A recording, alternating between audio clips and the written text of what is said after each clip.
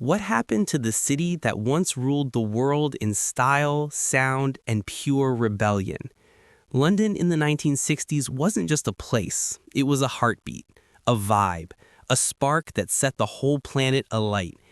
Back then, the streets weren't filled with chain stores and luxury flats. They pulsed with noise, dreams, and the electric smell of change. Teenagers owned the culture, completely. Miniskirts kicked good manners to the curb. You'd hear The Who blasting from a Carnaby Street cafe while a poet scribbled lines in a smoky Soho basement.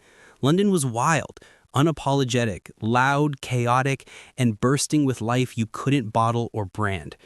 Today, we're stepping back into that unforgettable decade, not just to look, but to feel it, to remember the London that dared, danced, and changed everything.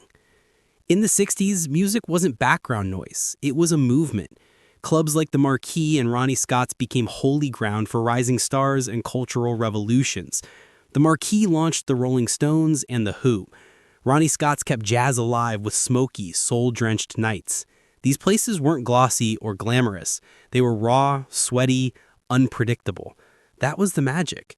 You didn't just hear the music, you lived it, shoulder to shoulder with strangers who suddenly felt like family under those dim lights. Behind closed doors and soon right out in the open, London started tearing down every taboo polite society whispered about. Sex, identity, desire. Conversations moved from scandal to art, from shame to freedom. Books got banned, plays caused outrage, but the walls were crumbling.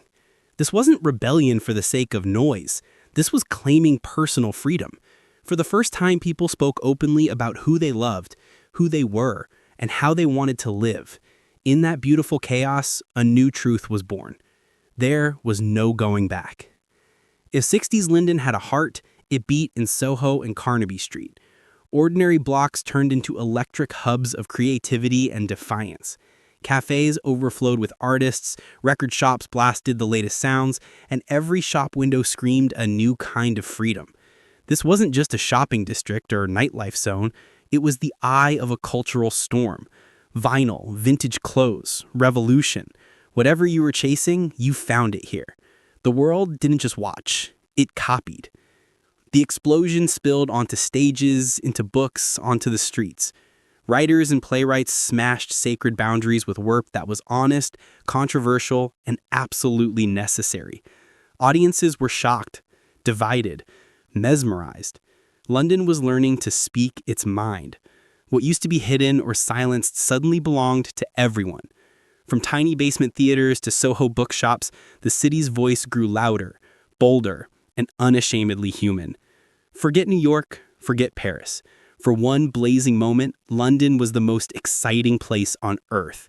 A magnet for artists, designers, musicians, dreamers. It didn't follow trends, it invented them. Rules melted away and possibility took over. Ideas flew from coffee shops to studios, squats to salons.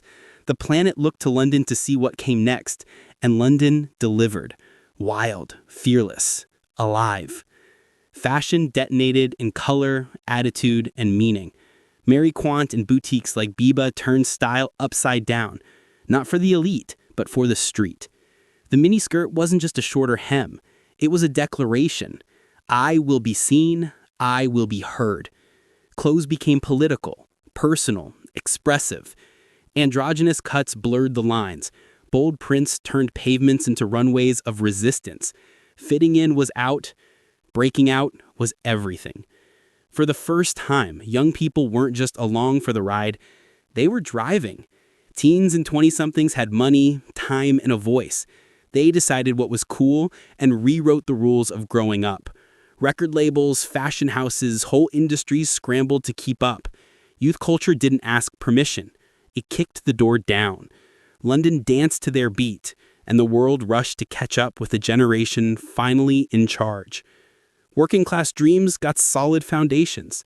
Council estates sprang up, giving families decent homes at rents they could afford. Education doors swung wide open. Grammar schools, art colleges, universities welcomed kids who'd never dared dream that big. A new creative class was born, built on talent and opportunity, not privilege.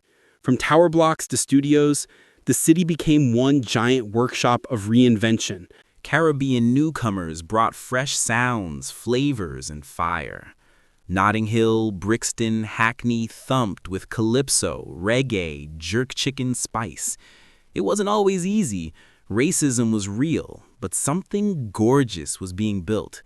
London wasn't losing its identity. It was becoming richer, louder, more alive. And beneath the parties and pop hits, a political awakening was stirring. Students marched down Trafalgar Square, chanting against war, peace signs in the air. From nuclear disarmament to civil rights, protest became a rite of passage. The streets weren't quiet, they were roaring for something better. Messy, hopeful, relentless. The 60s didn't whisper change, they shouted it in color, sound, and design. British youth tore free from post-war gray and dove headfirst into psychedelic art, fearless fashion, explosive music. Creativity became power, worn on your sleeve, blasted from a guitar, pinned to a denim jacket. They didn't ask to be understood, they made themselves impossible to ignore. London's sound was the sound of the world shifting. The Beatles weren't just a band, they were a revolution. The Stones pushed every limit with raw swagger. The Who set stages on fire with pure defiance. They didn't top charts, they shaped identities. Teenage bedrooms, underground clubs, protest marches, everything moved to their rhythm. In 1967, England and Wales finally decriminalized homosexuality between consenting adults. It was a crack in a wall that had trapped love and identity for too long. Discrimination didn't vanish overnight, but courage and visibility ignited. London started becoming a city of pride instead of just shame. The contraceptive pill handed women control over their bodies and their futures. Marriage stopped being destiny.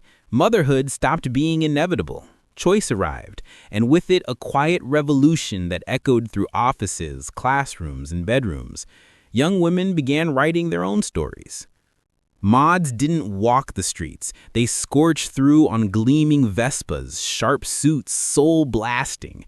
Every cufflink, every mirror, every dance move was deliberate. They rejected their parents' gray world and demanded a faster, louder, sharper Britain built in their image. By the 60s, television had become the nation's mirror. Music, fashion, rebellion beamed from Soho into living rooms across the country. Twiggy became a household name overnight. 4 channels, black and white screens, a whole generation watched, copied, and found themselves flickering back at them. Those smoky clubs, neon boutiques, protest marches, and miniskirts might feel like scenes from a dream now, but for so many, they were real, vivid, unforgettable. So tell me, did your parents or grandparents ever share their stories of that wild, untamed London?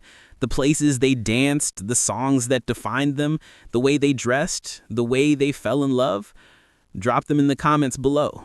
Because the London of the 60s may be gone, but through memories, stories, and a little shared nostalgia, we can keep its soul burning bright.